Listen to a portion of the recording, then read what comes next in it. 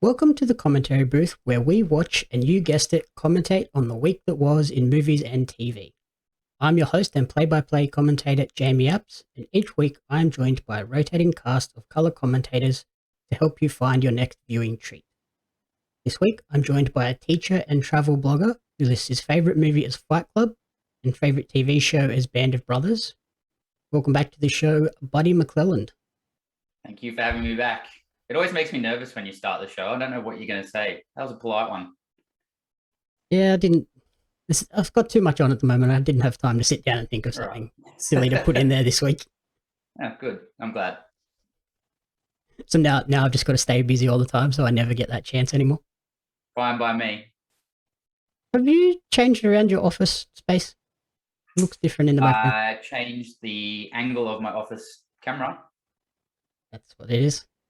Yeah, I got the new nano leaf lights at the back and loving them, but it doesn't really work if you kind of have them on your face. It just looks like your face is a certain color, so it looks a lot better in the background. Yeah. Yeah, I feel like that's what they're totally designed for. Put them in the background and just light up the room that way. Don't put them as then on a lot of their Instagram posts and things, it's all kind of around the gaming monitor, kind of like I've got set up, if you can kind of see it. Like I've got it set up at the back there. But yeah, it makes it a bit tricky when you're actually playing to be able to kind of look at the game and look at the pretty lights at the same time. Yeah, I think I initially had them above my desk and I was just like, nah, this isn't. They have to be in the background for it to be okay. Otherwise they're too bright on your face, even when you turn them all the way down. Yeah, they can go pretty bright. I really would like to set them up into like the corner of the space that I have, but I just need to get the proper linking strips. I think the flexible strip ones. Yeah. Is there a window in that room, or is it just totally shut? No, it's my little sort of man cave. I'm not allowed to call it a man cave, but it's a man cave because Anne never comes in here. But it's just a little office space. So the apartment that we're renting is a 2.5 bed. I think technically you could use this. I think the other people that used to live here had it set up as like a nursery for a baby. Yep. You wouldn't have a bedroom in here, no way. It's just good for, I just got the screen and the Xbox set up in here, and it's just kind of where I work from home, really. Okay, yep. Yeah, and when Anne gets sick of you, she can just send you in there and shut the door and forget about you. Pretty much. Other than that, we're just doing all of our Zoom meetings for work when we're in lockdown in here. So she'd come in and do her meetings and stuff in here, and it's just nice and quiet and away from the rest of the house. Yep. Yeah, that's good. So what have you been checking out recently? Obviously no more poo adventures. No more poo adventures. It depends how you class adventure. We have had her at puppy preschool now because the leg got pretty much healed now, which is good. So we took her to puppy preschool. But then she proceeded to poo in front of 20 odd people and 10 dogs and just in the middle of there. And we've been feeding her a lot of pumpkin, so it was very orange. So that happened. And then we had to try and get her to sit in a bike tire. That's like the target for where you wanted her to go and sit. Everyone else's dog went and sit. Our dog ran in there, weed, came back out. So adventures aren't over. Oh, now she's barking because she knows I'm talking about her. She's definitely not a toilet shy from the sounds of it. No. Yeah, proud. That's okay. Yep, good. But yeah, she kind of takes after you in that way, I guess. I mean, I don't poo on the concrete, but I'm not worried about going. Yeah, I know. Back on topic, I've been watching Yellowstone. I've got the new season of Yellowstone going in our house and absolutely loving it. Yeah, Mum watches that every Monday as well. She's like, oh, my show's on today. Yeah. You don't watch it? No. Oh, you got to watch it. It's one of those shows. But why don't you watch it? I just never have. I saw it pop up and like, no, it doesn't really interest me for some reason. Yeah, do you know what? I think the cowboy thing turns so many people off this show, and it just shouldn't. Ian was a prime example of it. I was an example of it. So one of our friends was watching it, and he just couldn't stop talking about ranching all the time and how he wanted to become a rancher. And I was like, whatever, like it can't be that good a show, but I'll try and watch it. And the first episode I think that puts people off too. There's a scene at the very start of episode 1, season 1, where there's a horse that dies, and people just love animals, obviously. But yeah, it kind It's a of pretty turns people off. full-on way to Once you start get an past- episode. Oh yeah, it's to start a series. But once you get past that scene, yeah, I think people don't like the cowboy idea, but it's awesome. It reminds me of kind of a mix. I'd say it's like almost a Sopranos mixed with a Band of Brothers. I was trying to know, Band of Brothers with a Sons of Anarchy on a farm. Okay. Right. Like it's way more in depth than you think. Even just the way they write about the show, they say it's the Dutton family trying to defend their ranch from land developers. And it sounds boring, but the way they do it, it just isn't. It's awesome. Like it's Kevin Costner acts as the main character, John Dutton, who's defending his Yellowstone ranch, which is the size of Rhode Island, from That's a big developers ranch. in Montana. Huge. And the way they do it is just, yeah, really, really well put together. And it actually makes you want to be a rancher. I 100% get why people now watch it and go, oh, I wish I was on a ranch. I wish I was on a farm. It just shows you that lifestyle that they have, and obviously really dramatizes it. But the way they do it is really, really good. So this is their final season that's come out now, season 4.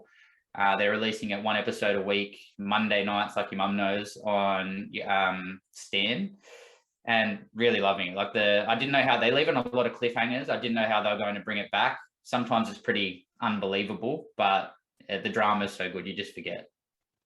Okay. Yeah, I think the way you've sold that with like Sopranos cross Sons of Anarchy does make it sound a lot more appealing than the poster of just a cowboy sitting on a horse. Yeah, exactly. I mean, it's especially when you see Kevin Costner doing it, because I feel like other than Waterworld, I feel like pretty much every other role I can think of, Kevin Costner was almost a cow, like Wyatt Earp, where he did, what was the one he did with the Indian? I've forgotten the name of it now. Dances with Wolves? Another one. Dances with Wolves. That was the one I was after. Thank you.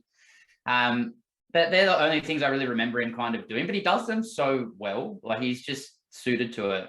And the other actors in there, there's other characters. So a guy called Rip, who's played by an actor named Cole Hauser. He's just the scariest dude, the absolute enforcer of the farm. He does a lot of bad things, but he is just so ultimately loyal to the farm and to the people, and it just makes you forgive him for everything he ever does, even though he's basically murdering people and running around doing whatever he feels like. You just think he's such a good guy, just let him get away with it. And then there's another actor, Kelly Riley, who plays John Dutton, his daughter, sorry. And she's just such a strong female actor in this, and she has such quick wit as a character that Anne has absolutely loved just watching her go through. My mum loves watching her go through. She gets pretty beat up a few times, but always comes out the other side stronger and more powerful as a woman. So it's not just a show about cowboys. It's not just a show about a ranch, but the dramatization that they put around the cowboys and the ranch actually makes it a really, really good show. Okay. Yeah. And it seems like it has sort of taken off pretty substantially over the last, like, I feel like it was those first 2 seasons weren't super popular, and then the last 2 have just been, everyone's talking about this show all of a sudden. Yeah, I think it got a few awards. It got some nominations for awards and things as well. I know COVID slowed down their last season coming out, which was kind of a drag. But yeah, I mean, all the ads and all the hype is for a good reason. It's kind of, yeah, my new favorite show to watch for. The only other show I've ever watched like that, waiting for it to come out, was Game of Thrones. Yep. And I think is there like a prequel series or something coming out soon as well? Or is it a movie? Yeah, I've heard the prequel's coming out, but I haven't seen it. Okay. That'll be interesting to see if they can sort of spin it off and keep the hype going, or whether it comes out and people are like, oh, this isn't what we were after. Yeah, it's always hard with prequels, because the Game of Thrones one, is about to come out as well. And I feel kind of the same about that one. Like it always makes me nervous. Yeah, I guess with the Game of Thrones one, at least it's like set a big distance in like the past. It's a very distant prequel. It's not like leading right up to the events that we already know happen. Yeah. I don't know. I have a hard time no matter what. I just am nervous about it. Even, I don't know about you, but I found The Lord of the Rings is way better than The Hobbit. Or I didn't really like the Fantastic Beasts even though it wasn't a prequel, but the Fantastic Beasts for Harry Potter. I just like the original stories, and I'd almost prefer they just got left alone. Yep. Well, we're getting a reunion of the Harry Potter one as well. Harry Potter universe. Yeah, but that's a reunion like the Friends style, isn't it? I don't know. I think it's. I haven't watched the trailer, but I think it's like a little mini movie type thing. So that'll be interesting to see whether it is or whether it is just a random talk show. I hope it's not just a talk show retrospective thing, because I watched the Friends one and was pretty disappointed with that. Yeah, it was very made for Hollywood. Yeah, and it was obviously, I think big fans of Friends would have loved that, to see all those people back together and go back and watch the clips and stuff. But as someone that was kind of a peripheral viewer of Friends, it was kind of just like, oh, this isn't really what I wanted. I would have preferred to come back and do even just like one episode or 2 or 3 episodes, just as like, hey, we're still doing this. Yeah, I almost watched it as a like, who got the worst plastic surgery? Well done, Matt LeBlanc. You're the only one that held out. Yeah, he just went full dad mode. Stuck with it. Yeah, and now he looks normal. Yep. What else have we checked out? You went and saw the newest James Bond over the weekend. How was it? Yeah, it was good. I mean, I went back to the movies for the first time, which was wild for me. It's been the better part of 2 years to sit in a cinema. That would have felt very weird. Yeah, real mixed. Like, some people wore the mask the whole time, other people didn't. I was just eating the entire time, so it didn't really matter. But it was nice. I thought the movie was really, really good. I was a little bit sad to see the end of Daniel Craig. But I thought they did really well. There's a lot of twists and turns in it. The action scenes were very James Bond action scenes. Another action style thing that Anne has gotten into that I wouldn't have expected her to like. So, I mean, if it draws someone like her into what is traditionally a very misogynistic character, then it's really saying something about the direction that they're going with James Bond. He's not so much of a ladies' man that goes and does whatever he feels like now, but he's a bit more romantic, and she really responds well to that. And I really enjoyed that a lot more, rather than back in the Sean Connery days where he just kind of went around and did whatever or whoever he felt like. But yeah, the story is really good. There's a few kind of twists in there. I thought Rami Malek as the evil character, I think his name was Lucifer, he was really quite good. He plays an evil villain pretty well. And I don't want to give away too many of the twists, but yeah, I really enjoyed it. Okay, it's nice to hear that they are sort of evolving and adapting with the times and not stuck in that 70s and 80s style Bond. Yeah, Sean Connery in the 60s, he got away with murder, like just whatever he wanted to say. Yep. Yeah, and I guess they had to, otherwise people would have just totally boycotted it and there'd have been ridiculous backlash. But now they've adapted, they're obviously getting new fans. Yeah, they are, and they do a good step of adding new actors in there. So I think they've got, I can't remember the actor's name, but they had a female who had taken over. James Bond's supposed to be coming out of retirement, and they had given his 007 number to another agent who, she was quite good in her role. So yeah, again, a lot of strong women in there, which was quite good. The same, like a lot of gadgets and things that make it interesting, a lot of big CGI, a lot of big explosions. I guess it's a pretty tried and tested formula for James Bond films to have big action scenes, cars with miniguns coming out of the headlights, big stunts. But yeah, it was quite a long movie and I didn't really feel bored or it was dragging on. So it was good. It was a nice way to go back to the movies. Yeah, at least you went back with something good, unlike Jackson, who last week went back with the Eternals and hated the entire experience. Yeah, you don't want that, especially now it's a COVID risk. It's got to be worth it. Yeah, exactly. If I'm going to the movies, I want to be good because I'm risking my life here.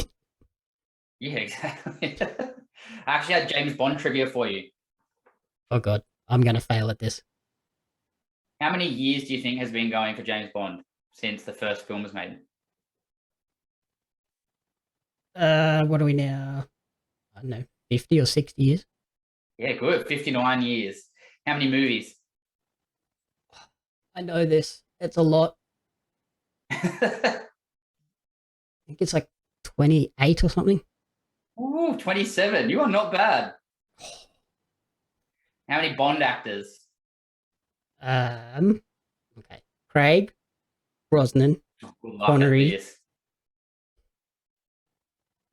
Who else was there? Roger Moore, There's one Australian, Lazenby. Lazenby. Also, coincidentally, the worst Bond, but we'll skip past that. Is there 6 or 7? 12. Whoa. Yeah, I know. That was me too. I can't even list them for you. I didn't write them all down, but it said 12. So now I guess we're looking for who's going to be 13. Yeah, that's sort of the big talking point now. I wonder if they go. Obviously, they've sort of tested the waters with the female 007. Do they I think do they a did full it just female enough to make Bond? people realize it wasn't going to work. Okay, that's what they've done, just to sort of Yeah. squash that idea out of people's minds. That's how I felt about it. Like I was happy for it to happen. They did a good little bit of kind of comic relief with it.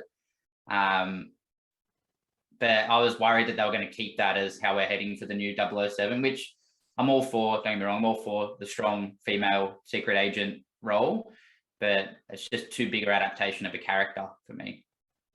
Okay. Do you think we get a black James Bond? I would be fine for that. I thought like Idris Elba has always been the one that people keep talking about, which I would be all down for. No problem for me. Yeah, exactly. Idris is my pick. I love Idris Elba, and I think he fits the role perfectly. Yeah, well, you've got to be kind of suave enough, and you've got to be old enough too. I know they were talking about a lot of younger actors. So Taron Egerton, the guy that plays, can't remember his name, but he's in The Kingsman. Yep. So they talked about him, but he was too young. And I think you're talking about actors. They were saying that kind of 30, 33, 34 is too young. So you want someone that's older and sharp. So they were talking about him. The one that I did like, they talked about his name is Richard Madden, plays Robb Stark out of Game of Thrones. I thought that might work. Yeah. Yeah, so I think somewhere around there, I guess. But yeah, wait and see. To be fair, I didn't really think Daniel Craig when I was younger would be someone that I was going to like after the Pierce Brosnan days. And then he's been arguably the best Bond in the best Bond films for me. Yeah, true. Yeah, I think taking the guy from The Kingsman would be a bit too sort of parallel shift, a little bit too close, and people would get confused then. Charlie Hunnam would be another option, I think. Yeah, except good. He might fall into that too young bracket as well. Yeah, you got to be like sharp, clean cut kind of guy. To be fair, I don't actually even remember Daniel Craig as an actor before Bond. Yeah, I think that's another thing where they sort of, apart from like Pierce Brosnan, they kind of pick people that weren't huge names before they step into that role, and then that role takes them to that next level. Yeah, it's a big responsibility, whoever it is. Big job. Oh yeah, I wouldn't want to be that person. Like that's a big shoes to fill, especially coming off some of the best movies that they've put out. Yeah. Well, No Time to Die was definitely up there for me. I really enjoyed it, and we've just gone through before that came out the whole every Daniel Craig Bond film we watched right before going to see that. So yeah, I think out of all the ones he's made, that would be probably top 2. I think Casino Royale is probably my favorite, but this one's probably right up there. And are they still on Stan, or did they shift over somewhere else? I can't remember what we're streaming them on.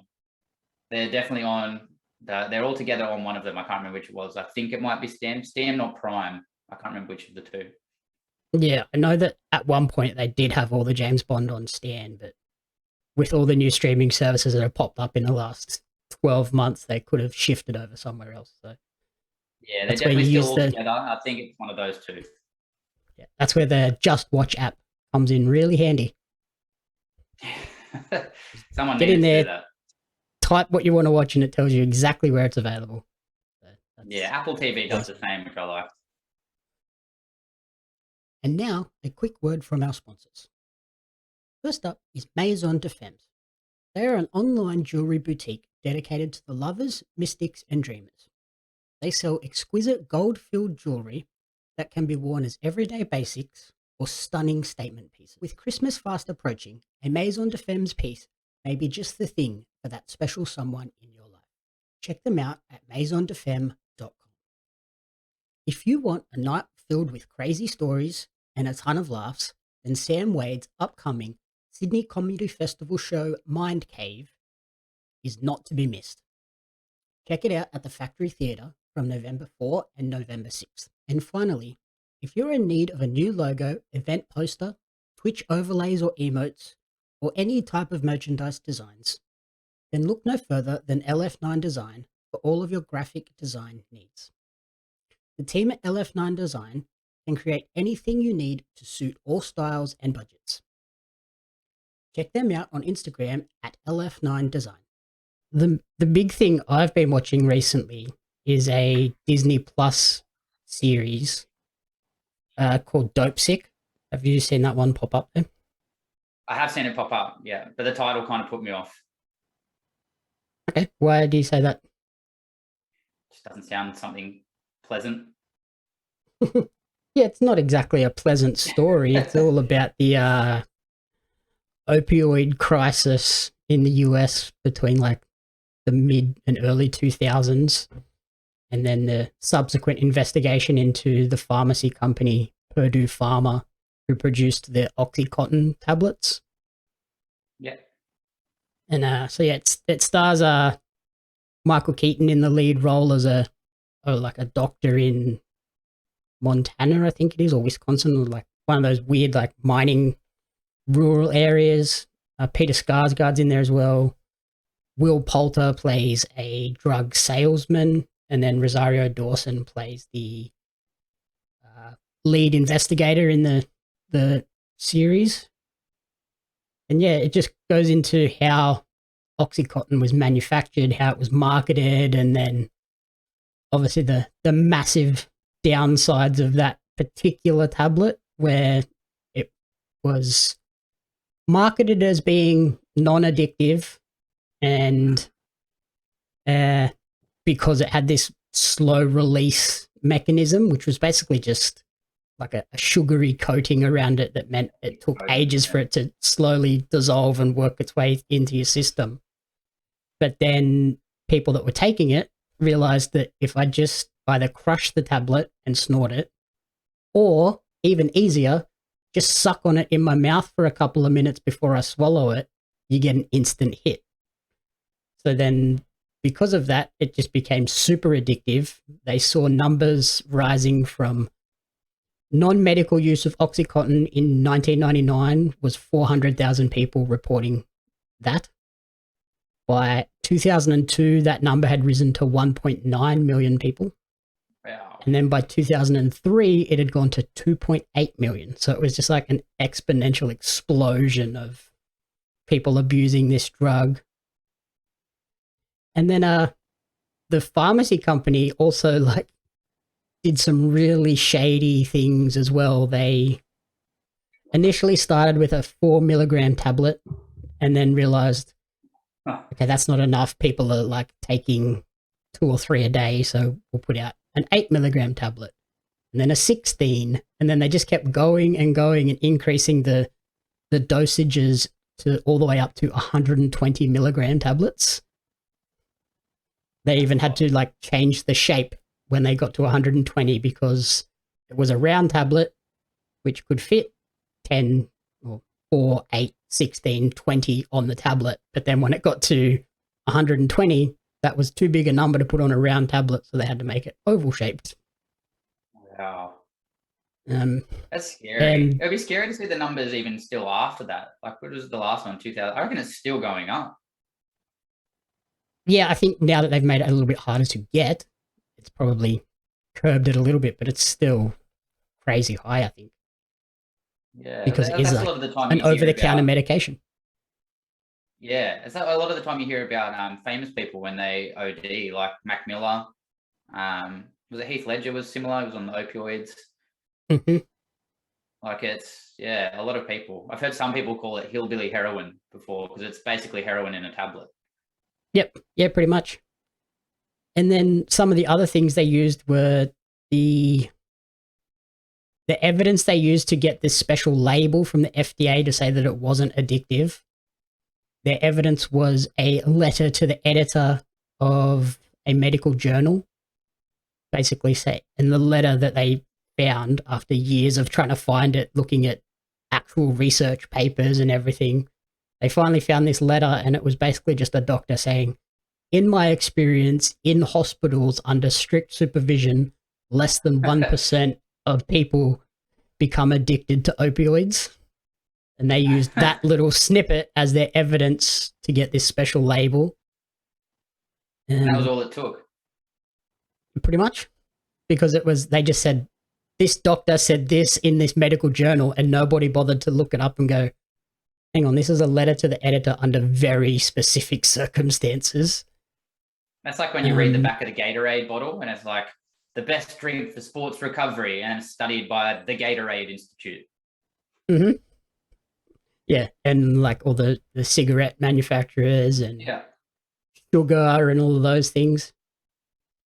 What else did they find? Oh, they got a doctor who basically spruiked this theory of pseudo addiction, which he claimed was anybody that displays addictive behavior to opioids it's just evidence that they have undertreated pain, so they need more tablets. Oh.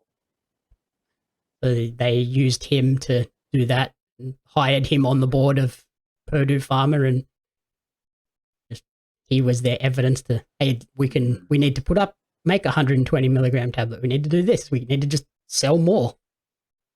Yeah, just a crazy show. Really well performed by Michael Keaton, who's like a doctor who is very hesitant to prescribe the drug in the first place, and then sees it help one patient, so he starts prescribing it a bit more, and then gets to the point where he's in a car accident, so he starts taking it, and then he becomes addicted and just spirals out of control from there. And yeah, a heavy topic, a heavy show to watch, but one of those ones where as soon as it drops on Wednesday nights on Disney, I'm straight there to watch it.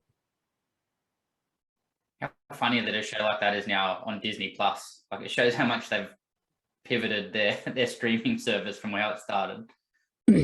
Yeah, well, yeah, it started as just like Disney movies, Marvel and Star Wars, and now as soon as they purchased Fox and added that Star section, they just have all of these weird shows now. Like, they've got Big Sky, the show I was watching last year, is coming back soon, so lots of full-on shows on that service now. Yeah, parental controls on.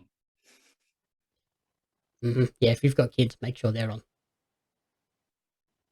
Speaking of shows that probably need parental controls, we both watched The Line on Apple TV Plus. What did you think of that documentary series? I liked it. I didn't realize, so it was apparently a podcast before it became a TV show. Yep, yeah, an Apple produced podcast that they then shifted to make a TV show.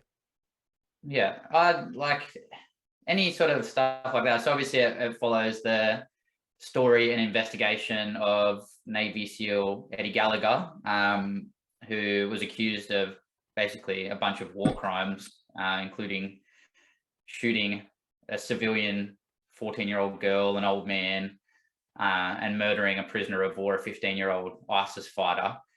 I thought, like any Apple TV thing seems to be, or Apple TV Plus thing seems to be, it was really well put together. It's only the 4-part series. Yep. But I banged it out in a day and a bit, and I thought it was, really good. It just, in the end, leaves me feeling sad for America's justice system, which our justice system probably reflects a little bit too, that it's not always the truth that gets out there, or the truth that gets brought to justice. It's just who can find the biggest loophole the quickest. Mm-hmm. Yeah, it did sort of leave a hollow feeling at the end when there's kind of really no resolution to the things that happened in, what was it, Afghanistan? Or Iraq, where they were. In Iraq. Just pretty full on. And like you said, he was accused of fatally stabbing the ISIS soldier who had been wounded during a battle and was brought to Yeah, I think their soldier's a camp. loose word. That was just a kid who couldn't get back out of ISIS after being radicalized when he wanted to.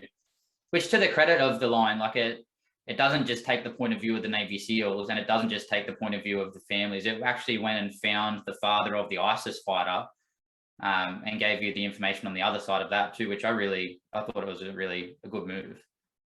Yeah, like it did seem pretty balanced in terms of it wasn't just a documentary, it was super one-sided.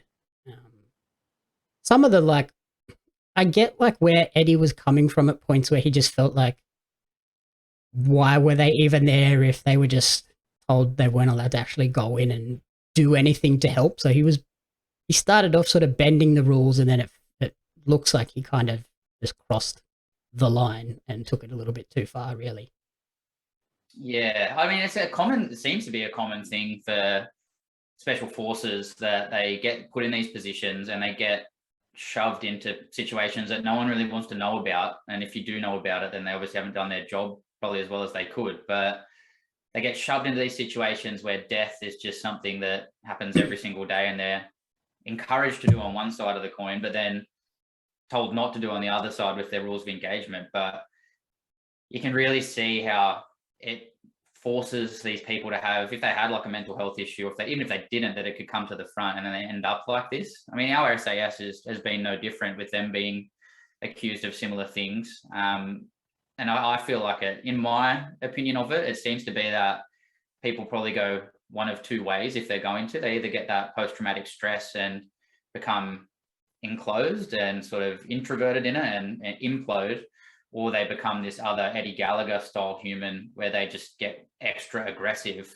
and explode. And it seems to me that we talk now, thankfully, about the reality of post-traumatic stress being something that people go through internally, but we don't really recognize that we put these people in the situation to go and become this monster, and then we act surprised when they become a monster.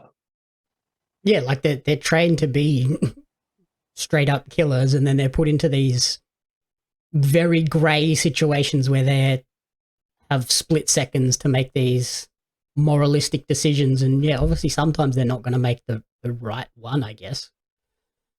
Yeah. In saying that, though, he did have a lot of evidence against him that he was really doing some bad stuff. Like, I mean, if the other Navy SEALs are number one going to dob you in, then that's just saying something by itself, because like they said in the show, you wouldn't expect ever for that to happen. So they must have really put them off. And then even they were talking about, he looked like he was addicted to medication over there and was turning himself into someone different. Yeah, like he was on the, like, what was it, like some sort of stimulant all the time to just try and keep up with everything that they had to do. Yeah, I don't know. It seemed like a lot of the evidence was stacked against him. I mean, that photo of him murdering the kid, holding the knife, saying, "Got him with my knife," and holding the body up. Like, it's pretty graphic for people that don't like war scenes or death or anything like that, or military stuff. Like, it's a very intense watch.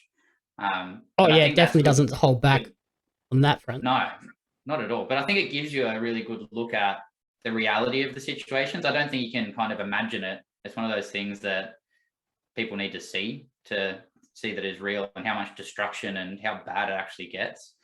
But at the end, I mean, once they said that they used those same, I can't remember the name for it, but once they used the same legal loopholes they used for mobsters to get everyone immunity, it seemed like at the end to me that he was pretty open to tell you that he murdered that guy, and he had no remorse whatsoever. So yeah, well, I don't know. The vibe that I got from him was pretty guilty. Yeah, at one point he even sort of admits to saying, we got to the point where we looked at this guy and were pretty certain that he was going to die from the injuries he had. So we were just experimenting and using him as like a training dummy to like practice medical procedures in terms of chest drains and tracheotomy tubes and things like that. And I was just like, he's still alive, and there's a ton of medics there that probably could have, they had a fair decent chance of saving this kid's life, and you just decided, Yeah. no, it's better to just train our medical practice on him. I think that's a good excuse just to be able to kill him in a way that looks like it was semi-plausible. Mm. I mean, it's a 15, you say ISIS fighter, but like when you see the other side of it, it's a 15-year-old kid that made a mistake. Like, I understand how frustrating teenagers can be, but I mean, they don't deserve to be tortured. Like, it's just a silly kid. You don't deserve to die for that. And I think that's the other argument that they said was that the Iraqis were torturing their prisoners of war, which doesn't surprise me. But I think the thing that You're not supposed to happens and what stoop the to that younger, level. no, and what the younger Navy SEALs were saying is exactly right. I think they were saying that they're there to be above that. Like, special warfare is supposed to be something that isn't just about who's most physically capable. Most of the time, it's people that their brain is able to cope, that they almost drown them to be able to become a Navy SEAL. So, I mean, for them to go through that, they need to be mentally strong. And I think that's the thing that falls for them sometimes, particularly in the combat situation, by the look of it, is that they get too focused on being combat capable and not mentally strong. I think that's just a whole special warfare thing, regardless of what country, that they maybe need to look into more of the mental side of it. Mm-hmm. And yeah, like we said, it sort of felt hollow at the end when we finally get the conclusion of the trial where the medic is given immunity, gets up onto the stand, and then finally admits that I asphyxiated this person after he was stabbed because I was certain he was going to die at that point. I was like, well, that's really not how the justice system should work, and it led to Eddie being able to retire with full honours, full pension, all his medical benefits. So, yeah, that was like just we said, just a real the hollow ending. Yeah, it was the Navy SEAL level lawyer is what happened. Like, he was just so good at playing both sides of that story for it to work out with nothing happening. Yeah, like it just ended up going nowhere.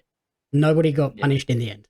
And it's like, Yeah, the people well, that probably got punished were the guys that tried to do the right thing, that blew the whistle and then copped so much death threats and all sorts of things for trying to do what was right for the victims. Yeah, they were made to look like snitches and basically run out of their platoon and their career that they had chosen for their entire life. Yeah, definitely. But yeah, I think definitely a show that should be watched if you can stomach sort of the heavy nature of the story and pretty full on visuals as well. Yeah, I really enjoyed it. And again, another Apple TV Plus product that I think is really, really high quality. Mm-hmm. On the converse, we watched another Apple TV Plus show that was not good and has not gotten any better over the course of the series. Started watching Invasion, which we both sort of had pretty high hopes for when we first saw the trailer. Oh, the trailer was so good. It really amped me up. Yeah. How many episodes did you make it through before you quit? Oh, 2 and a bit. Yeah, that's about it. So yeah, it's this weird sci-fi series that stars New Zealand's own Sam Neill, who is really only in it for those first 2 episodes. I haven't seen him since. It was weird. Kind of like they just put him in there to get the down under crowd, be like, oh, there's an Aussie in this show, let's watch it. And then got me. gave up. And so yeah, it's all about the different people's perspectives of an alien invasion all around the world. And where it's 10 episodes. There's currently aired 9. I've watched all 9. You only watched 2. And like you said, it just didn't sort of have any payoff in those early couple of episodes that made you want to be compelled to continue watching. For example, the aliens, you don't ever actually see them. It took until episode 6 before they first popped up. And then in the 3 since then, they've only been briefly seen. So, yeah. Just no real payoff, no real incentive to keep watching, apart from the fact that I've watched 9 of 10. So I'm like, oh, well, I can't stop now. I've got to at least finish it and see how it pays off at the end. But, yeah. Started with lots of promise and then quickly just petered out and when those first few episodes came out, like the first 3 or 4, I watched them as soon as they dropped, and now I'm kind of just like, okay, I've watched everything else that I want to watch this week. I'll go and watch that one episode, stay up to date. Yeah. I think that the two things that I feel like, I know, like I said, I only watched 200 bit episodes, but the things that I think they didn't do well, they didn't consider, was if you're going to have a mixed story or mixed character story where each episode's a new point of view, that each episode by itself needs to really be good, and there needs to have a kind of a link to it pretty quickly so you can follow it. Like even with Game of Thrones, that was hard to get your head around at the start. So I don't think they did that well, which made it hard. I just really wanted to watch what kept happening with Sam Neill, and I was whisked away to a completely different character, which for me was a bit frustrating. And then I think you're right about the aliens not being seen, is it has to go one of two ways. Like either you don't show the aliens for a long time, and when you eventually do, you have the most badass alien ever that it's worth the wait. They're not. Or you bring them out early. And yeah, the aliens are not particularly compelling. They kind of felt sort of like the aliens from A Quiet Place, but not as cool. It was just I think most of those movies where you don't get to see the villain, like the alien or the danger for a long time, you just get over it. Yeah, it's got to have a massive payoff when they finally do show up. Definitely. Like you want to be bringing like Godzilla. And yeah, like because they have all those different stories, I think they should have showed the aliens earlier to give each of them that linking thing. Like, okay, we're all linked by this. Like we know that, but show that. Don't just have that in the background as, yeah, we know there's an alien invasion. And yeah, some of the characters weren't overly compelling. Like I think the soldier is not great. The soldier by himself was not all that cool to watch. The Sam Neill one was interesting, but he disappears really quickly. The family, whatever. Didn't really care for them too much. They were probably above the soldier and Sam Neill. They're going through like a family like relationship drama in the midst of all this. Like I feel like that falls to the bottom. Like, yeah, it's not good that you've got relationship drama, but alien invasion probably takes precedence. Alien invasion, my kids just had bleeding noses out of nowhere. The entire school had the same issue. Let's forget about the relationship. Let's look after our kids and survive this invasion. The English kids, didn't care for them at all. I was just like, when they crashed off the side of the cliff, I was like, okay, cool. Glad they're gone, but then they survived somehow. I'm like, damn it. Rules. Pretty much. The Japanese like space astronaut lady, she was probably the coolest of the lot. And then who else was there? I think that was about it. She's probably the coolest, and they don't show it all that much. And I've noticed the Apple TV subtitles sometimes don't work properly, which is a bit annoying. Like if you hit pause in the middle of one of her scenes and then press play again, the subtitles don't show up, but they're talking. So she was talking Japanese and I had no subtitles, so I had to keep rewinding to get the subtitles to show up so that I knew what was going on. I was like, oh, this is annoying. Yeah, that's frustrating. So yeah, I'll persevere. I'll watch the final episode, but I don't think I'll be watching a season 2 unless there's episode 10 really knocks my socks off. I mean, that just goes to show you under promise, over deliver. Like they really made you expect something big from that trailer, and it just wasn't there. Better to give a bad trailer and a good show. Especially when they had, like, the trailer had a lot of that soldier in it, and it made you think there was going to be quite a bit of action in the series. Yeah. And there's really not. Like, episode 6, when we first see the alien, there's a bit of action. And episode 9, there was a decent bit of action. But apart from that, it's kind of just people dealing with people around them. Yeah, an alien invasion and an emotional drama show doesn't really go together too well. Yeah, like, it's kind of like Lost, where it just kept posing more questions and not answering anything. And not showing you the aliens. Where are the aliens? Why are they here? Why can't we communicate with them? What has happened to the spaceship? Like, Nothing. We still don't know what happened to that spaceship. They're just gone. It blew up. Okay.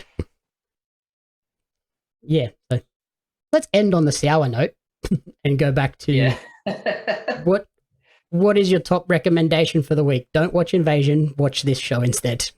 Yeah, 100% get around Yellowstone. I mean, like I said to you, you have to make it past season 1, episode 1. There's a horse that dies at the start. Like, just do the Mufasa thing out of The Lion King where you just skip it. And once you get past that, I promise you will like the show. Okay. For me, it's Dopesick or The Line. But yeah, obviously The Line is one that probably not everyone is going to be able to get through. But if you can, I think it's probably the most poignant. But Dopesick, if you just want a nice drama that has potential for quite a few seasons by the looks of it. Alrighty. Thank you everyone for listening to the commentary booth. If you enjoyed the show, please remember to rate, review, and subscribe on podcast services and on YouTube. You can follow Buddy on Instagram at a.b_csee. And you can follow me on social media at JamieUpsMedia and at Pario Magazine. The commentary booth is a fan-funded production of Jamie Ups Media. You can support the podcast alongside our magazine, Pario Magazine, on Patreon at patreon.com/JamieUpsMedia. And the new merch finally came over the last couple of days, so that's on wrestlermerch.com. And the following people supported the podcast at the community support group level or higher on Patreon, and you cannot fathom how incredibly appreciative we are for their support. Blake Robinson, Brian and June Hart, Courtney Paulson, Jackson Carr, and Tracy Apps.